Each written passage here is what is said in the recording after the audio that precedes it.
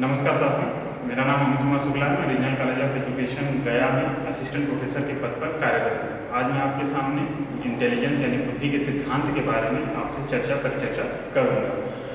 बुद्धि के कई सिद्धांत दिए गए। पहला सिद्धांत जो दिया गया वो बिनेट और स्टर्न ने दिया, जिसे हम कहते हैं कि एक कारक सिद्धांत। अब एक कारक सिद्धांत में उन्होंने अविभाज्य बुद्धि की बात की। अविभाज्य बुद्धि का मतलब ये हुआ कि बुद्धि में कोई ऐसा एलिमेंट नहीं है जिसको अलग किया जा सकता है, तो ये अविभाज्य बुद्धि की बात आई। उसके बाद आता है दूसरा सिद्धांत, जिन्होंने बुद्धि के द्विकारक सिद्धांत और बुद्धि के तीन कारक सिद्धांत दोनों स्पीयरमैन ने दिया था।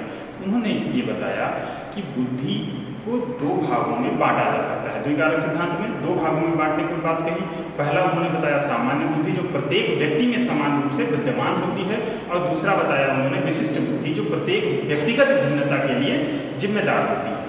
अब व्यक्तिगत भिन्नता का मतलब ये हुआ कि व्यक्ति के बीच में विभेद करने वाली जो चीज़ है, एलिमेंट, कुछ ऐसा एलिमेंट होगा जो व्यक्ति और व्यक्ति के बीच में विभेद करेगा, वो विशिष्ट बुद्धि का कार्य है। तो और उसके बाद उन्होंने इन द्विकारक सिद्धांत के बाद उन्होंने दिया त्रिकारक सिद्धांत, जिसमें उन्होंने बताया कि बुद्धि को, सामान्य बुद्धि और विशिष्ट बुद्धि को आपस में जोड़ने के लिए एक सामूहिक खंड, जिसे ग्रुप फैक्टर कहा जाता है, सामूहिक खंड जो है एक ब्रिज का काम करता है, जो सामान्य बुद्धि और विशिष्ट बुद्धि को जोड़ता है, ये भी व्यक्ति में विद्यमान रहता है। अब बात करते हैं कि बुद्धि का बहुकारक सिद्धांत। बहुकारक सिद्धांत जो था उस थार्नडाइक ने दिया था। उन्होंने कहा था कि बुद्धि के कई कारकों से मिलकर बनी हुई है, हर एक कारक अलग अलग प्रकार का व्यक्ति में विभिन्नता पैदा करते हैं।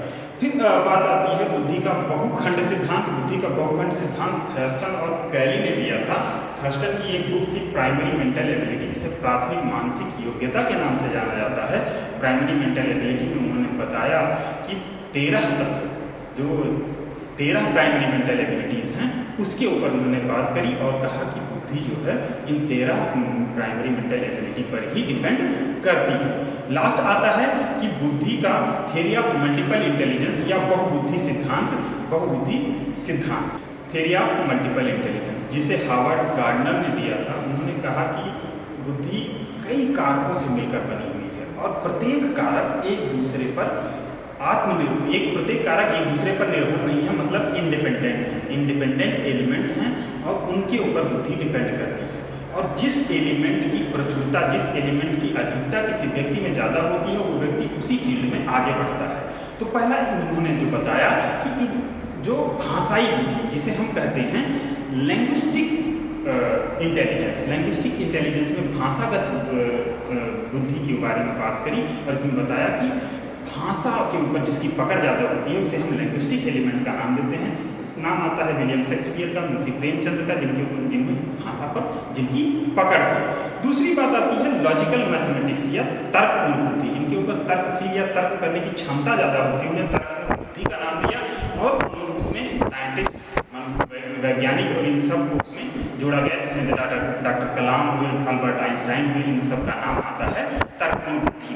तीसरा बात आता है स्पेशियल इंटेलिजेंस या स्थानिक बुद्धि। स्थानिक बुद्धि में त्वरित गति से निर्णय लेने की क्षमता जिसके पास होती है, उन्हें हम स्थानिक बुद्धि में रखते हैं। जैसे सेलर, समुद्र में नाविक जो होता है, या आकाश में प्लेन उड़ा रहा जो पायलट होता है, इन सब में त्वरित निर्णय लेने की क्षमता, त्वरित निर्णय क्षमता ज़्यादा होती है। इन्हें हम स्पेशियल इंटेलिजेंस के रूप में जानते हैं। फिर बात आती है म्यूजिकल इंटेलिजेंस। म्यूजिकल इंटेलिजेंस में हम कहते हैं कि जिनके ऊपर जिनको ध्वनि की और उनकी ज़्यादा समझ होती है, इन्हें संगीत के ऊपर ज़्यादा पकड़ होती है, संगीत के सुर ताल को समझने की क्षमता ज़्यादा होती है, उन्हें हम म्यूजिकल इंटेलिजेंस कहते हैं। नाम आता है लता मंगेशकर जी का।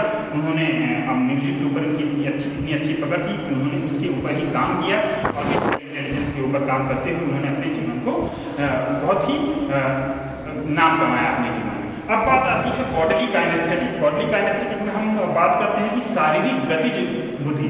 शारीरिक गतिज बुद्धि का मतलब हुआ कि व्यक्ति में है इतनी फ्लेक्सिबिलिटी मौजूद होती है जिससे वो उसी के फील्ड में आगे बढ़ता है।